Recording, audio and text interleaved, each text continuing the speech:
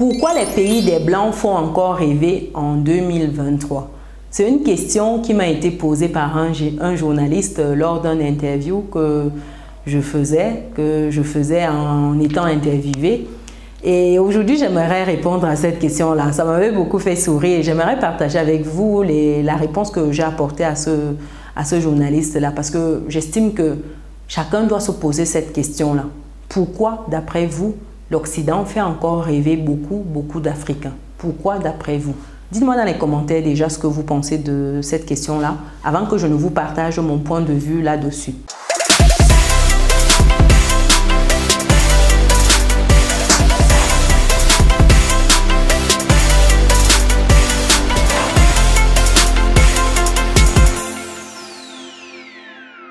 Pour des personnes qui me découvrent dans cette vidéo, je suis Chimène Nana. Je suis maman, épouse, entrepreneur, investisseur et auteur. Auteur du livre « Vivre et réussir en France ». C'est un livre, quand vous écoutez le titre, forcément, ça parle d'Occident, ça parle de la France. Donc forcément, avec un tel titre de livre et une question, vous comprenez clairement pourquoi ce journaliste-là m'a demandé en 2023. Pourquoi, d'après vous, les pays des Blancs font encore rêver? Déjà, pour des personnes qui souhaitent se procurer le livre, je vais mettre le lien dans le descriptif de cette vidéo parce que c'est important. Lorsque vous arrivez quelque part, vous devez comprendre les codes, vous devez apprivoiser en fait le fonctionnement, jouer avec les règles du jeu. Donc ici, ce livre va vous donner les clés pour votre prospérité financière en Occident, en France spécialement. Le lien, il est dans le descriptif de cette vidéo. D'après vous, dites-moi pour les personnes qui étaient dans les commentaires, d'après vous, pourquoi? Premier point que j'ai souligné, et pas des moindres, j'ai envie de dire, c'est au niveau en fait de la communication massive qui est faite sur l'Occident. L'Occident communique énormément au travers en fait de tout ce qui est médias, tout ce qui est production artistique, les films, la musique. Il y a toute une industrie derrière pour que ce soit toujours valorisé. Regardez les films américains, regardez comment les États-Unis sont toujours vus comme le héros. À la fin, c'est toujours un Américain qui sauve le monde. Le monde était en feu et puis il y a un Américain à la fin qui sauve ce monde-là. Vous voyez le drapeau américain qui plane là, ils sont fiers, on chante l'hymne national américain. D'après vous, c'est le soft power. Oui, parce qu'ils ont compris que il faut toucher en fait le subconscient, il faut graver cela. Dire que voilà, les États-Unis, c'est une puissance. Et c'est comme cela que beaucoup de pays occidentaux fonctionnent. À la fin des films, vous allez voir, c'est toujours eux les héros. Vous ne verrez jamais un pays africain être un héros. À la fin, avoir un héros qui est ressortissant d'un pays africain, non, jamais. Vous ne verrez jamais. Et c'est généralement les personnes qui meurent en premier dans les films. Quand vous les voyez dans les films occidentaux, ça c'est mon constat, hein, ça m'engage. Mais généralement, c'est les premières personnes à mourir. Pourquoi d'après vous? Pour dire que l'Africain est faible et l'Occidental est fort, le Caucasien est fort. Et tout ça, ça contribue justement à donner inconsciemment envie aux Africains d'aller toujours en Occident. Ça donne envie d'y aller parce qu'on a l'impression que là-bas, tout est possible. Là-bas, comme on dit, American Dream, le rêve américain, tout est possible. Quand tu arrives, tout est possible.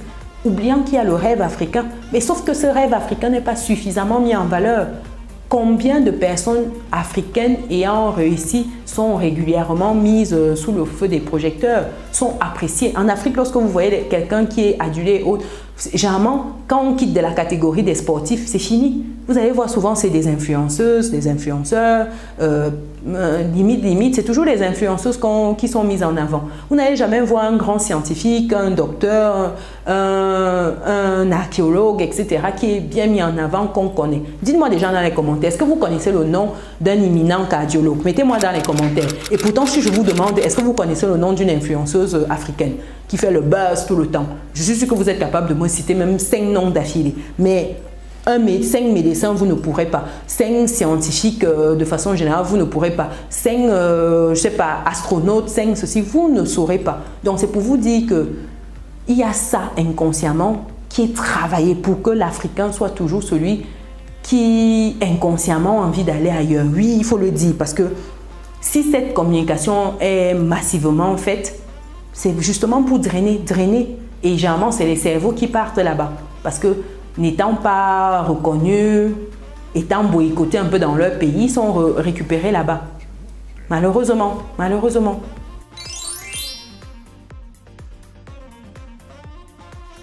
Les peuples se sont retrouvés divisés, ils ont perdu beaucoup de leur culture au passage. On leur a fait croire que leur culture ne valait rien, que c'était vraiment des choses à abandonner. Beaucoup ont tourné le dos à la culture.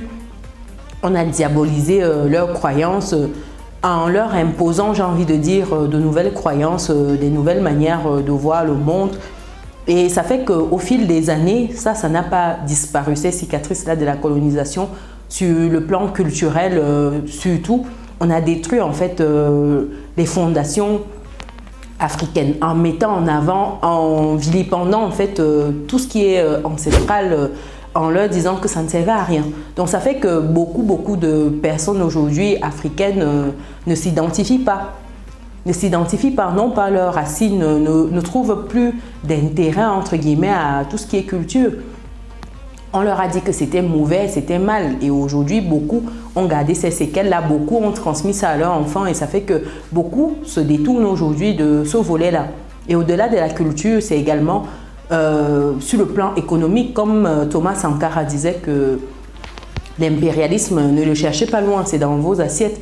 Quand on réussit à faire croire à un Africain que c'est beaucoup mieux de manger du fromage, j'ai envie de dire, d'accord, que manger du pain avec du fromage. Le pain déjà, c'est du blé qui est pris là-bas, c'est ci, ça. La farine, bah. Ensuite, le fromage, c'est toujours occidental et quelqu'un trouve que manger, par exemple, j'ai envie de dire du manioc avec du haut-coq, c'est être un peu villageois. Bah, ça veut dire que lui, c'est un lavage de cerveau qu'il a subi. Quand on fait croire à quelqu'un que pour être en mode, pour être dit quelqu'un de classe, de civilisé, il faut connaître, je sais pas, ça s'appelle comment, il faut manger la paella, il faut manger les quiches lorraines, il faut manger ceci. C'est une manière d'asseoir sa domination sur un peuple. Quand on dit que oui, tu dois manger le pain forcément, pourtant, c'est pas quelque chose que, en termes de matières premières, tu produis massivement. Donc, ça veut dire que tu dépends de quelqu'un d'autre forcément. C'est asseoir sa domination sur cette personne-là. Donc, voilà en fait des éléments de déconstruction. Or, si cette déconstruction a été faite depuis la colonisation, on continue de traîner ça aujourd'hui. Et ça m'amène au troisième point qui est le complexe d'infériorité. Beaucoup d'Africains ont ce complexe d'infériorité-là. Quand vous voyez un Africain dire que le blanc est fort, vous voyez une voiture passer, le gars il dit le blanc est fort, ou un avion qui décolle, il dit ah le blanc il est fort. Ça veut dire quoi? Indirectement il dit que le noir est faible. Simplement. Donc ça veut dire qu'il y a ce complexe-là, on a continué à garder ça et pourtant les recherches scientifiques ont montré que les hommes sont égaux, ils sont pareils, même niveau de réflexion, d'intelligence, c'est que les gens choisissent juste de ne pas utiliser leur cerveau, ils éteignent leur cerveau et ils sont en mode hibernation. Malheureusement, c'est le cas de beaucoup d'Africains. Le complexe d'infériorité est à tous les niveaux. Vous allez voir quelqu'un, est-ce que vous avez déjà vu lorsque un Africain arrive en Occident, ça dit que lui, devant, quand il y a des choses, il se tasse. Mais quand un occidental arrive en Afrique, il faut voir comment il a accueilli. Ça dit que même nos propres frères nous boycottent pour mieux accueillir. Je ne sais pas si vous avez fait attention. J'ai fait une vidéo même dans un restaurant pour des situations comme ça. Vous arrivez, on ne vous calcule pas. Et il suffit qu'il y ait quelqu'un, un caucasien qui arrive et tout de suite c'est en mode des courbettes. On lui balance un tapis rouge là pour qu'il passe.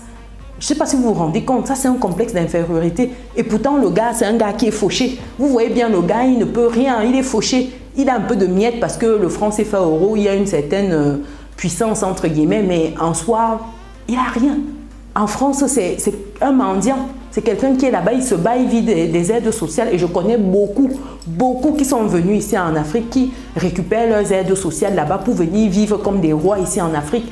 Et on leur déroule le tapis. Vous voyez, nos sœurs sont en train de se battre pour se donner à ces gens-là. Donner gratuitement même, parce que quand tu vois comment certaines sont traitées et quand même, elles font tout pour avoir leur blanc, entre guillemets, ça fait mal. Ça fait mal. Ça veut dire que le complexe est encore gravé. Et pourtant, Quand tu vois comment certains traitent nos frères et sœurs là-bas en Occident, tu as envie de péter un câble. Et en Afrique, c'est quelque chose que tu te dis, mais comment c'est possible? Mais ailleurs, on est piétiné. Mais quand ils arrivent chez nous, on leur balance un tapis rouge. Est-ce que c'est normal, cher résident? Dites-moi, est-ce qu'à un moment, on ne doit pas avoir un peu de fierté? Est-ce qu'à un moment, on ne doit pas se réveiller? Heureusement que de plus en plus les jeunes comprennent les enjeux. Heureusement que de plus en plus notre génération est alerte, avisée pour certaines choses. Et ça évite qu'on constate certaines bêtises, j'ai envie de dire. Sincèrement, moi, ça m'interpelle quand je vois comment certains se plient en quatre pour faire plaisir à certaines personnes caucasiennes ici en Afrique. Souvent en méprisant son propre frère. Vous vous rendez compte? Oh là là. Donc voilà, en point 3, j'ai envie de dire, les raisons pour lesquelles, j'ai envie de dire, les pays occidentaux sont toujours aussi plébiscités. Un point 4, c'est au niveau de l'image que certaines personnes de la diaspora vendent. Il y a des personnes dans la diaspora qui vendent l'Afrique à crédit. C'est-à-dire qu'ils vendent l'Afrique moins cher et on achète à crédit. Quand tu lui demandes de parler de l'Afrique, c'est la catastrophe. L'Afrique, c'est l'enfer pour certaines de ces personnes-là. C'est-à-dire que quand elles ouvrent la bouche et quand vous entendez comment elles parlent de l'Afrique, vous avez les larmes aux yeux. C'est-à-dire que c'est là-bas, c'est les pays où c'est la guerre, c'est la corruption, c'est les détournements de fonds, c'est les mauvaises routes, c'est les gens qui meurent, c'est ceci. Il n'y a rien de bon en Afrique. Je ne dis pas qu'il faut mettre en avant une image qui n'est pas. Mais je dis quand même qu'il y a des bonnes choses, comme partout. Donc, quand on décide de se focaliser sur ce qui ne fonctionne pas, il y a un problème. Beaucoup dans la diaspora vendent de l'Afrique moins cher, se focalisent que sur les problèmes. Et pourtant, c'est les mêmes qui arrivent quand même, qui viennent quand même passer des vacances, qui viennent enjoy de temps à autre. Mais quand vous les entendez parler de l'Afrique, c'est comme si c'est Bagdad, c'est comme si c'est Bagdad, Iran, Ukraine, tout ça mélangé. Il n'y a même pas moyen et pourtant les gens vivent en paix, vivent bien en Afrique et sont épanouis au quotidien. Pourquoi cela? Et ça fait que les personnes qui écoutent ça ont une image négative, n'ont pas envie de découvrir. Et pourtant, demander à un Canadien, à un Français de parler du Canada, de la France, c'est vrai qu'il y a quelques exceptions, mais de façon générale, ils vendent leur pays. Tellement ils vendent leur pays, vous avez envie de découvrir. Vous avez déjà vu un Américain parler de son pays, même s'il n'est pas d'accord avec la politique d'un tel, d'un Joe Biden, d'un Trump, d'un ceci. Mais quand il vend son pays, tu as envie d'aller là-bas. Quand il te parle de ce qu'il y a à Las Vegas, il te parle de ce qu'il y a à Dallas, il te parle, tu as envie de venir voir. Et pourtant, nous, qu'est-ce qu'on fait? On descend nos pays au quotidien. Ça, c'est vraiment dommage. C'est très, très dommageable pour nous. Ça fait que quand les gens n'ont pas envie de venir, c'est encore nous qui nous plaignons que nous sommes méprisés partout. Vous arrivez partout, le noir est méprisé dans le monde. Pourquoi? Parce que l'image du noir s'associe à la médiocrité, à la pauvreté, à la guerre, à la pauvreté, à tout ce que vous voulez. Parce que l'image du noir associée à ça, ça fait que si vous pensez en dénigrant l'Afrique que vous serez élevé, les gens vont vous aimer parce qu'ils sont toujours en mode je suis aimé, l'autre n'est pas aimé. Il faut les voir dans les entreprises. Moi, je suis le noir qui est aimé. Donc, quand il y a un autre qui arrive, il fait tout pour le boycotter. Ça dit que c'est tellement bas. J'ai envie de dire, c'est tellement... ça me laisse sans voix. Le niveau est bas. C'est tellement bas. Vous pensez que vous serez le noir aimé et puis quoi? Vous pensez que oui, parce qu'un petit groupe de personnes sera là en mode je t'aime toi et puis quoi? Tu penses que si toi tu es bien, tu seras toujours ailleurs mal parce que tant que la majorité ne sera pas bien, même si vous êtes riche, vous êtes intégré comment, vous allez toujours subir en fait les affres de cette situation générale-là. Vous ne pouvez pas être juste parce que vous êtes riche et les autres sont autour de vous, pauvres, souffrent, que vous allez être épargnés. Partout, vous êtes noir, noir, c'est noir. On ne dit pas que non, lui, il est un peu riche. Non, vous êtes tous noirs. Donc, à un moment, il faut qu'on commence à intégrer ça et avoir un discours différent lorsqu'on parle de l'Afrique. C'est important. Un dernier point que j'ai soulevé lorsque je répondais à cette question, c'était le fait que les pays occidentaux étaient, entre guillemets, encore dans le subconscient de beaucoup, comme un gage de réussite. Quand un Africain te dit que je préfère être balayeur de rue, je préfère être ramasseur d'ordures en Occident que de l'être en Afrique, tu comprends que tout est jeté, les dés sont jetés, il n'y a plus rien à faire. Le game est perdu d'avance. Parce que quand quelqu'un te dit que je préfère aller même ramasser, nettoyer les ordures que de me retrouver ici, de me battre ici, non. Ça veut dire que tu comprends que c'est mort, c'est mort. Donc, l'Occident encore associé à cette zone-là où l'herbe est verte, où l'argent tombe du ciel, où tout est encore possible. Comme je disais tantôt, American Dream, le rêve américain. Donc, quand tu arrives, tu as la possibilité même quel que soit ton rêve, si tu te donnes les moyens, c'est possible pour toi. C'est encore associé comme des zones qui offrent beaucoup d'opportunités. Or, en Afrique, il y a tellement d'opportunités. Il n'y a pas un continent plus rempli d'opportunités que l'Afrique. Malheureusement, notre crime, notre drame, c'est d'avoir toutes ces opportunités et de ne pas les voir, malheureusement. On a toutes ces opportunités et on est aveugle. C'est les autres qui voient nos opportunités. Pendant que nous, on est focalisés sur l'Occident, eux, ils voient nos opportunités. Et ils viennent se servir sous nos yeux parce qu'on néglige, on piétine ça. Eux, ils viennent saisir. Et nous, quand on arrive là-bas, comment on galère? Moi, je vous parle d'expérience. J'étais en France. J'ai fait mon parcours là-bas. J'ai commencé les études au Cameroun. J'ai poursuivi en France. Je peux vous dire que ce n'est pas facile. Je peux vous dire que ce n'est pas facile. Donc, quand vous arrivez, vous trimez comme ça, sincèrement, quand on ne voit pas nos opportunités, malheureusement, c'est ça. C'est ça. Donc, voilà un peu les éléments de réponse, chers résilients. Dites-moi, qu'est-ce que vous en pensez? Est-ce qu'aujourd'hui, il y a des personnes en fait qui ne rêvent pas de voyager? Est-ce qu'il y a des personnes en Afrique qui ne rêvent pas? Est-ce que vous avez déjà croisé? Moi, j'en ai croisé et ça, sincèrement, c'est tellement rare. J'ai des amis qui s'en foutent de l'Occident, qui partent peut-être pour des vacances et tout, et sans plus, et qui vivent leurs rêves africains au quotidien. Est-ce que vous en connaissez? Partagez dans les commentaires, ça va inspirer certaines personnes qui ne jurent que par l'Occident. C'est important. Il faut vraiment qu'on réveille le rêve africain, qu'on montre que c'est possible. Aujourd'hui, de retour en Afrique, je peux vous dire que c'est possible. Il y a des difficultés, il y a des challenges, mais à la fin de la journée, chers résilients, ça vaut la peine. À la fin de la journée, on est bien chez soi. Vraiment. Pour des résilients qui ne sont pas encore dans la belle communauté, mais cliquez sur le bouton qui s'affiche, activez la cloche de notification et partagez autour de vous. Pour ceux qui sont restés jusqu'à la fin, mettez rêve africain, s'il vous plaît. On doit être nombreux à rêver. Oui, mettez le rêve africain. Nous, on se donne rendez-vous dans une prochaine vidéo. Ciao.